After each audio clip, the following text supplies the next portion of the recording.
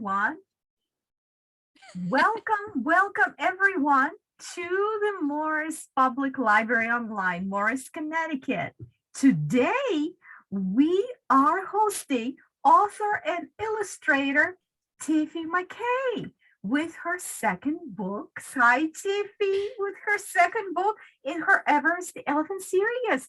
This is our second time hosting Tiffy because we did enjoy her book reading with her first book of the Everest the Elephant series, Everest Goes to Space. And now the second one that she wrote and illustrated, Everest Goes to Africa. We're so thrilled. Welcome back, Tiffy. And we will ask you all participants to watch our author read the book, enjoy the presentation, and any questions, any comments could be posted right in the chat in our Facebook live stream. Welcome, Tiffy. Thank you so much, Elena. Thank you for having me back too. Just so that chat knows, I have it up too, so I can see your questions, comments. Hi. So good to see you all. I'm going to jump right into the book. And let's see. I'm just going to switch the view so that I can see. Of course. Here we go. Make sure you guys can see the book. Wonderful. All right. Today we're reading The Adventures of Everest the Elephant. Everest Goes to Africa. There we go. By Tiffy McKay from Awkward Paws Publishing. This summer, Everest goes to Africa. His mom is an archaeologist. She works in Africa during the summer. Everest takes a plane to Africa. It is a little cramped. Then they drive a car to the dig site. At the dig site, there is a lot of dirt. Archaeologists use picks to break up the ground. Then the students use little brushes to sweep away the dirt. They are looking for bones.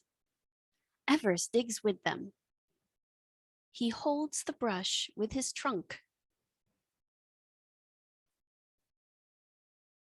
The dust tickles his nose. He feels a big sneeze coming on. The dirt flies up into the air and creates a big dust cloud.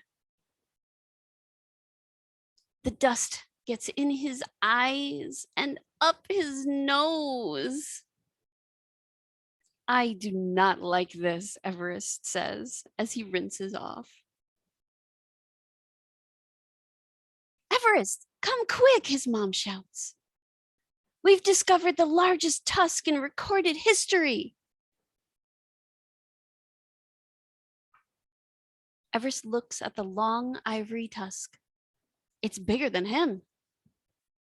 The students gather around her. Everyone is excited. Everyone except Everest. He just sees another tusk. While everyone is busy talking and taking pictures, Everest sneaks out of the crowd. He finds a nice spot to watch the sunset. Everest is quiet when his mom finds him. Here you are, she asks him. Are you okay? Everest sighs. I just thought I'd enjoy this more. You love your job so much.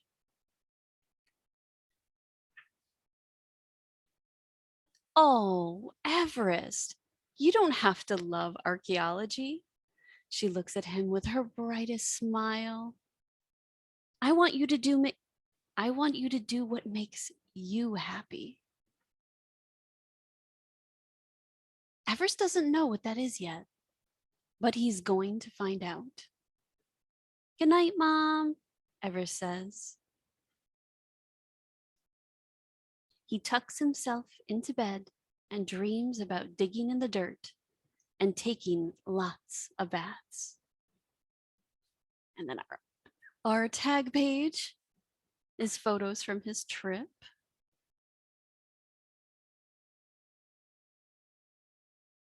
All right. Thank you so much. Oh my gosh. So what is Elephant's passion going to be? Oh, that's a secret. That's what I was wondering. And you definitely I know what it is. I know what more it is. I sequels do know it is. coming, right? Thank you so much for sharing. Ironically, what he's going to be when he grows up is different than when I first started writing the series. Because I think when you're starting to write books and things like that, you kind of immediately everyone always becomes who you became. And I realized I was like, it's okay. Not everybody needs to be a writer. And there's so many different things that he loves and enjoys. And there are many different careers that could point you in. So I wanted to explore something different. Hello, hello, hello. How are you all doing out there? Another classic. Oh my God, you are amazing. Thank you all for comments. Absolutely add more and questions to the author. And while we're waiting, I think I will ask the author and illustrator, Tiffy McKay, questions, if you don't mind. Sure. While you are asking your questions here in the chat. So my question is, you are, as far as I know, let me say that you are a first-time illustrator. Yes. So how did you just decide to become an illustrator? How did you get there in your career? And maybe you could show us something that you willing to show us how we all came together. I did. I have a few videos that I've brought to show you what the process looks like for the illustration side. Oh, thank you so much in the comments. I see you all. I'm trying not to name names because we're recording it and I don't know if you want all of your names over the internet. So yeah, probably. Yeah, absolutely. Yes. So the first book, which was illustrated by Kelly Bossity, while we were doing this, we did a lot of work at my house, and I have some artistic background, but never really put it to use. And so at one point in here, she just looked at me and went, you know, you could do this, right? And I was like, oh, I don't know. The blank page is terrifying. And she was like, you don't think that terrifies me? And it was a wake-up call that every artist goes through that. And I was like, oh, I didn't know. I didn't think that terrified you. I thought you were just this magical unicorn that could produce all these, like, and I mean, she did things that I never would have dreamed of. So in some ways, I feel like she gave me stepping stones to start from because she designed Everest. And that was, to me, that seemed like the hard part. But it turns out that like doing everything from scratch, particularly all of the sketches and everything, it's the most time consuming part is going from a blank page to anything, having something down. So even if what you put down on the screen is like, and I do digital art, which is why I say the screen, even if what you put down is wrong, it's still better than not starting. But yeah, during our first book, she kept kind of nudging me and saying like, you know, you could do this. And if it weren't for her, there's no way I would have even considered doing this one. So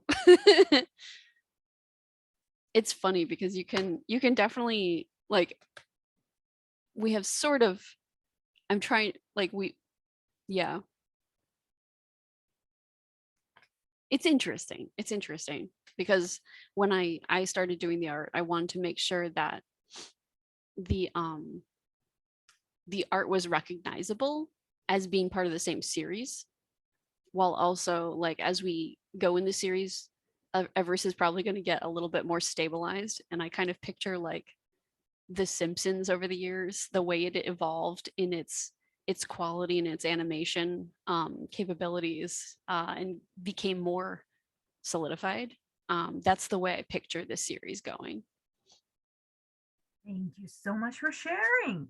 And that brings me to asking a couple more questions that I probably should have asked in the first place. So, Oh, especially for our audience, so some of them may be joining for the first time for the second book and may have not seen our reading of the first book with you. oh yeah. So, I would ask you, could you tell us more about yourself? What Oh, brought you into writing? I saw that you listed this wonderful series is bilingual, how that came yes. around, how that helps us.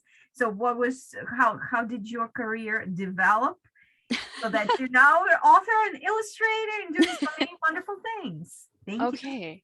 So a little bit more background about how this all started. Um, I have dyslexia. Um, and growing up with dyslexia meant that I'm a slow reader. I'm faster than I was before, but I'm supposed compared to people who don't have dyslexia, I am very slow by comparison. Um, and reading was always just this huge mountain for me. And when I got into high school and you were mandated to take these other courses for other languages, it was in the second year that I took French, and seeing all the puzzle pieces rearranged and everything like that, I suddenly understood things like what a particle was, which part of the sentence was actually a subject because it was in a different order. I could see what the patterns were now. I suddenly understood what an adjective was, verb, adverb, all these different things. I suddenly understood what they were trying to teach me in English class my whole life, and I could not understand. I couldn't get it. I had no other reference points. Um, so it was by studying in another language that I finally understood my own. And turns out I have ADHD. And um, this means that I like to jump around to different things. So I've studied about maybe, I don't know, 6 different languages, something like that. I have to stop and count: French, Spanish, Japanese, a little bit of Chinese. Oh, and then just a general linguistics course. So, oh, no, but then I also picked up a little German and started looking into Russian at one point. Um, I'm an avid learner and I get bored, so I like to learn things. And one of the things that I studied along the way was some memory mastery techniques. And I realized that part of the reason I wasn't retaining a lot of the vocabulary is because not just that I wasn't using it, but also a lot of times there were no interesting pictures associated in my head. Um, so when I first sat down um, to write the first book, it wasn't this book. This is actually like the 10th version that I wrote of the first book. Everest Goes to Africa was only rewritten once, I want to say. Um, and it was the chunk of the story that was uh, the lesson that he learned was what got rewritten, because the thing that I wrote into that second book ended up being like, oh, this is part of a different story. He needs to learn this when he's a kid. But yeah, so where's I going with this? Thanks, Uh, ADHD. Um, yeah. but originally, I wrote it as a bilingual series about animals and vehicles. And given my propensity for wanting things to be interesting, um, about 6 months into us looking at illustrating that, I realized that I'm like, there's not much story here and it's boring.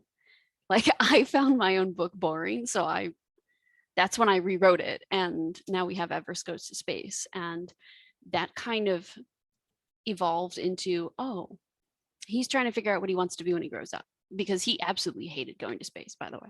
He hated it. He was like, no, thank you. Let's not do that again, please. I do not wish to experience that again. It was a great day. I want to remember this, but let's not relive that. No, I'm good. So he's And going to space, he's going to Africa in archaeology. So we will find out in the future, right? In one of the yes. sequels, what Everest's passion is. Mm-hmm. Okay, thank you very much, Tiffy. And of course, I would be jumping to my next question that I thought of, if you don't mind. Mm-hmm. Sure. Yes. So, what my question would be, what are the future projects, future writing and illustrating projects you may have in your mind, if you're willing to share with the audience? So this book, and this is the most detailed book that, like the most detailed series that I'm working on right now, with the very painterly kind of style. Let me find that page. This is my favorite page in this in the book. I love sunsets so much.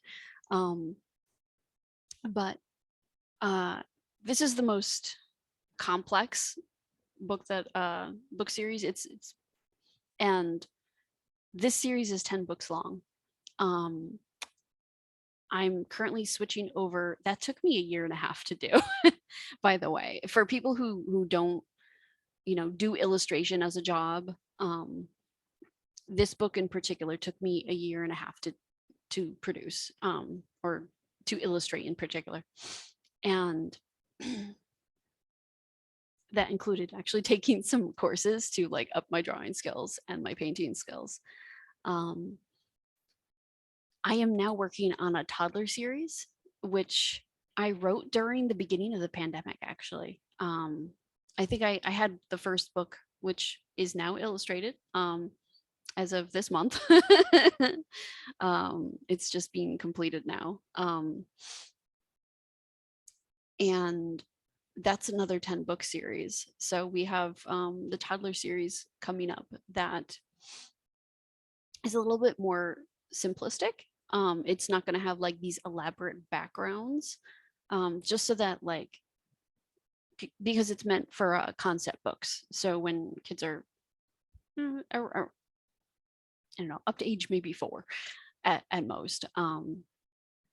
But the point being there to not have as many distractions when you're trying to teach them something like shapes.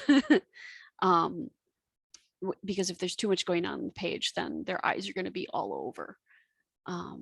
So it was strange and really hard to switch from something this complex to doing just a character and the objects that he's playing with, and like a floor.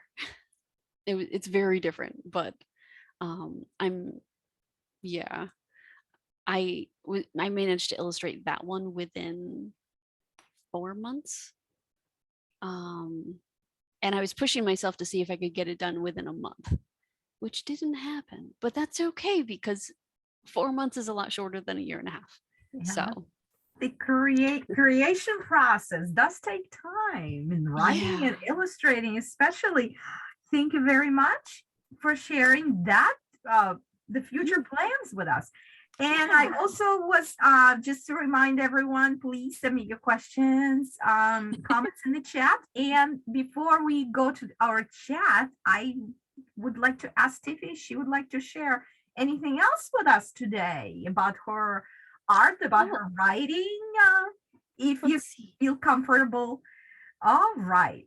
I can share my screen. Let's do, here we go. Share this. I don't have any music playing in this one, so we can keep talking over it. I have my iPad set up to to capture all the strokes. And it basically just puts together a speed video of what it looks like when I'm drawing. So this is from sketch all the way to color. It it takes so much time. It's just mind-boggling to watch this afterward and see how many things had to be changed.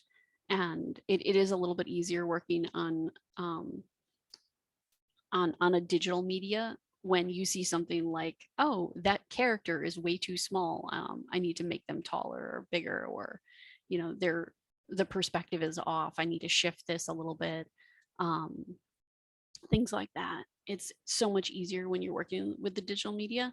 But there is still a lot of redrawing, things that would look like basically erasing and then drawing again.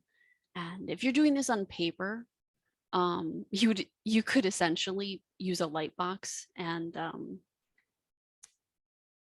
light up the page and then put a new piece of paper on top of it and redraw if you needed to. Especially if you're doing your inking before moving on, you would have to do a fresh sheet most likely afterward. Otherwise, you would have pencil markings and things like that. But I'm really grateful that I use an iPad Air to do this. So it's relatively small, but I have small hands, so it works for me. And because I have control over where the words are going to go, and I'm still learning about giving enough space, especially with a bilingual book where there has to be enough room to fit two different languages. What I have done up until now is I bring it into Photoshop and then I see if I need to move things over, like shift things out of the way, to make more room for the text. Which is not something people normally have if they're illustrating a book with traditional publishing. It's usually not an option. But yeah, and I think when I was working on this book, I had some pages that were a 2-page spread that when I did the coloring, I cut it in half, and that made it really tricky for guessing sometimes when you're doing a 2-page spread. So that was something I ran across that I was like, okay, won't be doing this the same way in future books. So now that I'm working on there's the highlights. Okay, I was like, is there anything going on still? There we go. I have a couple more I could show you. Let's see.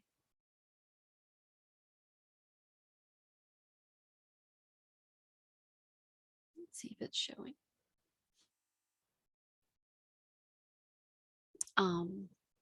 Awesome.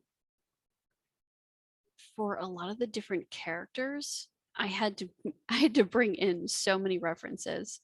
And if I was just trying to figure out how the characters moved, like how the bodies might move, sometimes you just draw the structure on top of a reference photo. And I had many years drawing horses when I was younger. And at first, I was trying to use like very realistic body structure of the animals, and I realized halfway through, I kind of realized I'm like, you know what, my characters are anthropomorphized.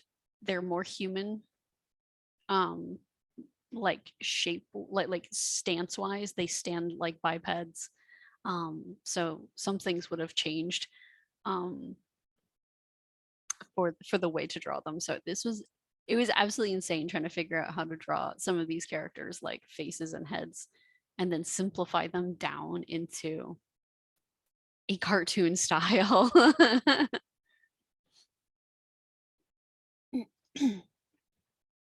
And sometimes when you're doing out like your rough sketches, like for instance, up here on the top, I had just the word raccoon, like lowering a bucket, just so I had a reference for what did I want to go over there. Um,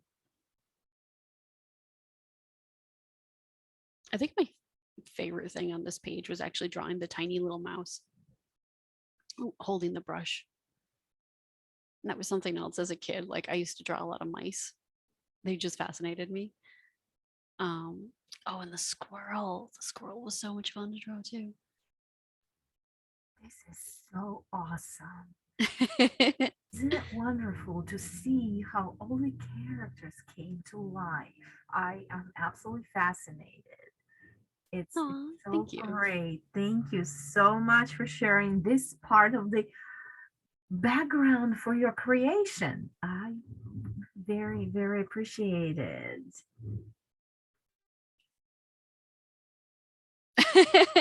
This is great. Yeah, and just to the audience, so as we are enjoying the illustrations and the way they were created, if you would like to add more questions, comments in the chat, which now they're appearing, I think whenever the author is ready, we can probably jump to the next step. This is wonderful. All the illustrations. All right. Whenever Tiffy's ready, we are ready. Okay. Let's see. This could go on for a while. I think this is a longer video, so we can keep talking over them. So I see. Yeah, absolutely. We can watch the illustrations and keep talking. Sure. Will we ever see this character in comic book form or animation? Okay, animation, I do have plans, and this could take 10 years to do, maybe longer. I do have plans to turn Everest into like an app, like a phone app, or a tablet app, that you can learn bilingual language with. And I'm kind of thinking that that needs to be an interactive book. So there might be some animation in down the road in the future. I don't think I would do comic book stuff with Everest. However, I love comic book style, and there will definitely at one point in my life be playing around with practicing comic book style. Probably human characters, though. I think in that case, that's a great question, though. It would be very interesting just as a one-off to do to create Everest in comic book style, though, because that's a very different inking approach, and some like tiny little bits in the way I make Everest. Every once in a while I accidentally put a little bit of comic book style in there, and I put a little bit too much heavy inking. So that is a very interesting question. Thank you for that.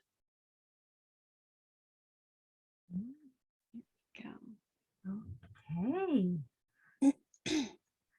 While we're waiting for more questions, I ask Tiffy? Can I ask a question? Absolutely. So, Tiffy, we would like to know how to purchase your book. We have the Morris Public Library in Connecticut has the first book in your series, Everest the Elephants. Goes to space. So our audience, it's available. The book is available in the library for you to borrow. But we are interested in acquiring the second book in the series. So how can we go about that? Can I post a link? Oh, it won't let me post a link. Oh, that's fascinating. If you search on Amazon, Tiffy McKay, then you will. Okay. I was going to post a link, but it won't let me post a search parameters. When you search Tiffy McKay on Amazon, all of my books come up. So if you're looking for the first one, or if you're looking for the second one, I could post an individual link, but it wouldn't give you the different language options necessarily.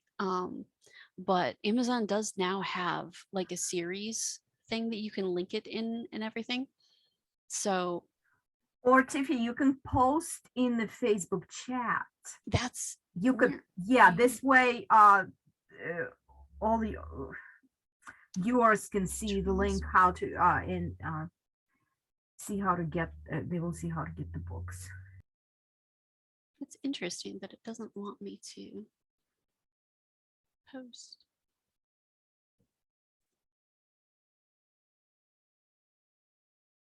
I don't think I have permission to post in the chat for a link, which is interesting. I think I did last time though. Let's see. Yeah, it won't let me post links right now, but I will post them up. My Awkward Pause Publishing. Can you reference that? Awkward Pause. That doesn't pop up either. That's okay. I'll post links at the end. We can find your books on Amazon. And this is beautiful because Amazon has a lot of books, and we absolutely appreciate it that this is the place where you can get your second book. Yes. Let me stop sharing. So what you could also do. Here we go. Yes. So if you're searching Tiffy McKay, in particular, if you're looking for different languages, because the Spanish, the French, and the first book is also released in German. Those will all show up as completely different books. They don't actually link together. They don't link together. So my name is the only thing that's linking all of these books together as the author right now. But yes. Thank you very much. Okay, now any questions? I am currently trying to I'm currently trying to copy and paste, and we will encourage the audience. If any questions, any more or comments, you could post them right now. Or also, to let everyone know, we will keep the recording on our Facebook page of this reading and presentation, and it will be available on morrispubliclibrary.net, our website. So we're really thrilled that we can have this. And incidentally, I just posted the link to Amazon.com page for the book. Oh, thank you. Goes to Africa. Yes, that's Tiffy's second book that she read today, but absolutely you may find links on that page to her the first book in the series. Okay. Thank you. I do have more videos if anyone wants to see more illustration. Yeah, if you would like to share some more with us, sure. This is so wonderful. Yeah. I think what I'm going to do, I made these I made these last night actually. I just exported the video from iPad, but I think I'm going to add music to them and post them on the Awkward Pause Publishing YouTube channel. So this will be something you can find later on online too, I think. Let's see, me too. And then I do have one video from the book that I'm currently working on afterward. These are all from Everest Goes to Africa. It's interesting because if you've like in some of these places, I designed, for instance, some of these characters in a different image, and so I exported as a PDF or a PNG, and then pulled in what I'd already worked on to make sure that the face was the same like structure. And then sometimes you just use that as a reference to redraw a different angle or something like that. But it didn't occur to me until I went to draw to paint in this page that I put a giraffe in there, and it was going to have some very specific markings that were going to have to match on every page that the giraffe was in. And I was like, oh, what have I done to myself? Oh, I see the links. Thank you so much. So welcome. Absolutely. First book in the series, and then the second book in the series is a link above the second link that I posted. Yeah. Yes. It was interesting. The first book that we wrote, or the first book that I wrote, had a much higher language level than when I wrote the second book, because when we translated it over, it was there was so much frustration because of how complex the sentences were, but I still was requesting from our translators to make it as close to a direct, like correlating translation as we could, instead of like if this was more of a novel, you would have a completely different story essentially. um, in a lot of ways, you would have different word choices, things that just flowed better in a different language. And because this is so much more geared towards learning specific vocabulary, all of the picture books that I'm working on, like the goal was always the bilingual side of things. So the like the word count in the second book is like half compared to the first one, and some of the sentence structure is a lot shorter too. um so that was an interesting like difference in writing this second book, um which I think is another part of why um I figured I would switch over to the toddler series. There's 3 series in total planned for Everest, just picture book wise. There's his toddler years, where he's basically 2 years old and he's playing with a lot of his toys, using his imagination, and and there was the giraffe figuring out all of his patterning. And oh my goodness, that was it was interesting. I had to pull the patterning in from other pages to make sure that it was consistent and that like his spots, and his different blotches of color didn't shift around.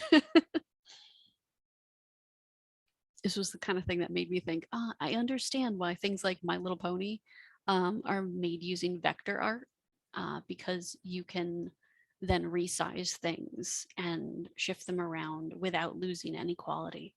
Um, so there's some benefits to using technology like that.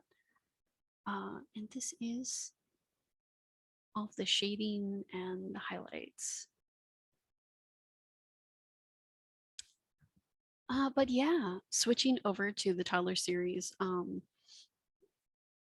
hoping to essentially put together that whole 10 book series, and then release them one month after another. So, vector art, that's a great question. Vector art, basically, if you, let's say, you take a picture that you've already made and you can scan it into a program, and it will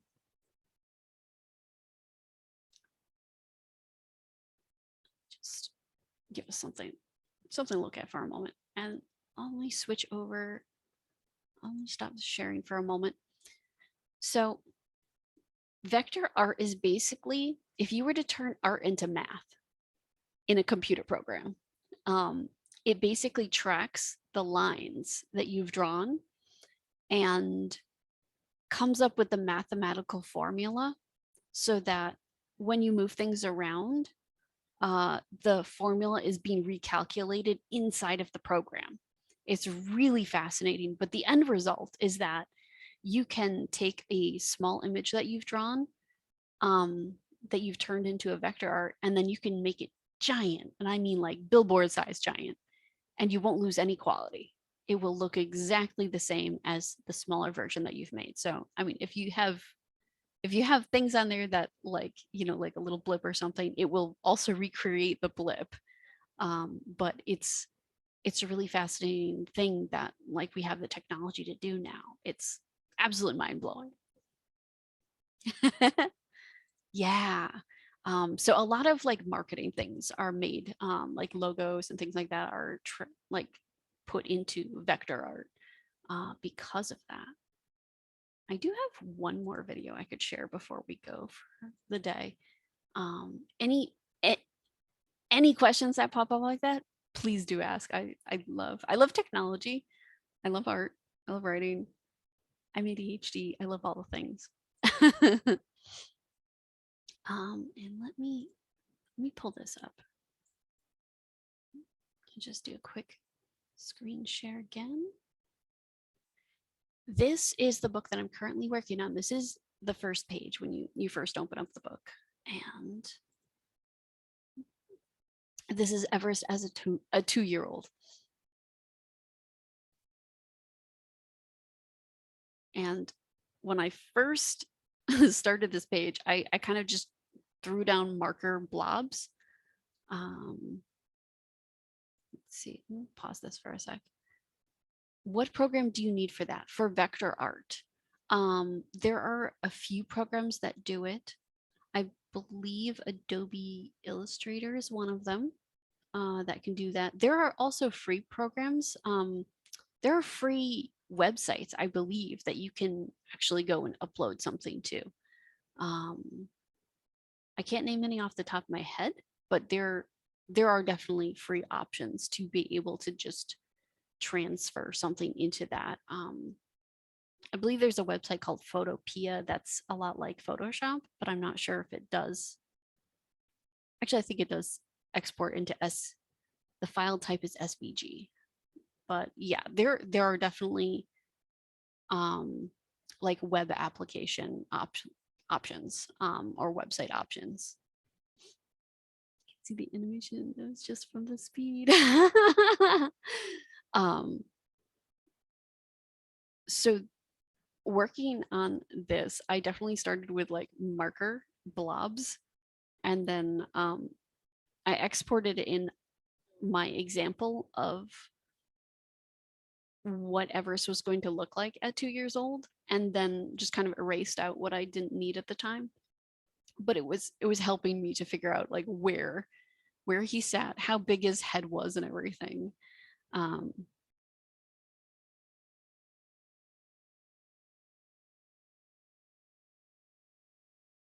want to say that I ended up redrawing his entire head at one point, or I redrew it in another on another page because I didn't like the way I drew the nose.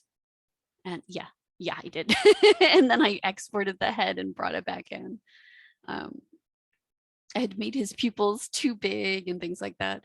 It's very hard when you study a lot of realistic drawing and then you go to do cartoon art, and if you're not careful, you can end up like I was trying to draw irises when it was supposed to just be pupils, and he doesn't have any irises.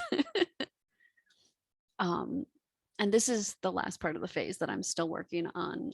Finishing the last couple pages was let's see, stop sharing. We're doing shading and highlights now, which also takes way more time than I think it does every time.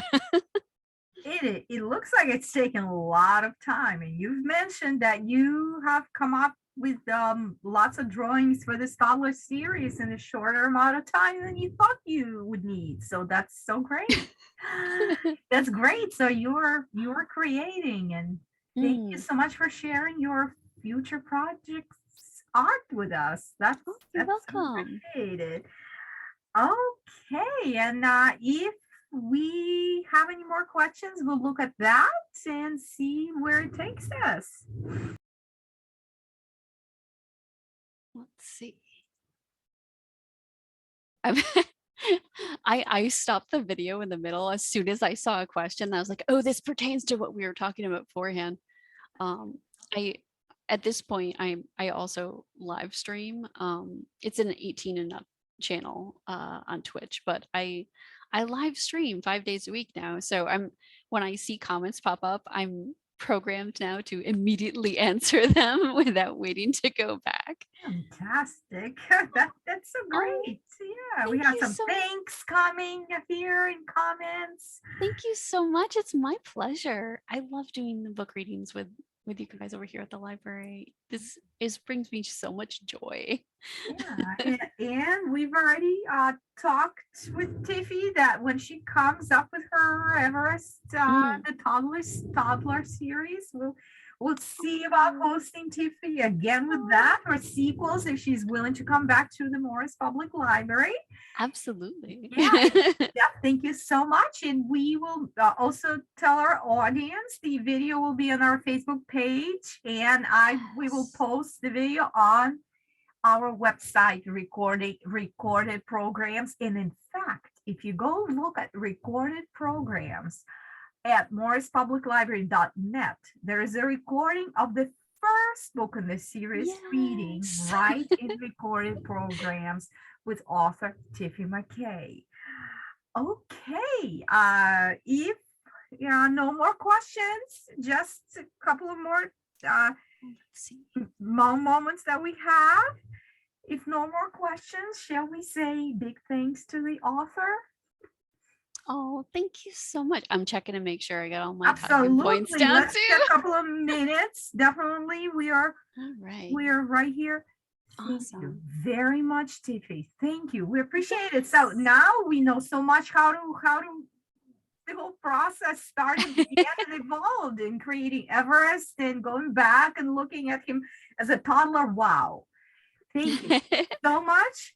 And you have a great day. Thank you so much for having me. You all have a wonderful day. Take care now. Bye. Bye.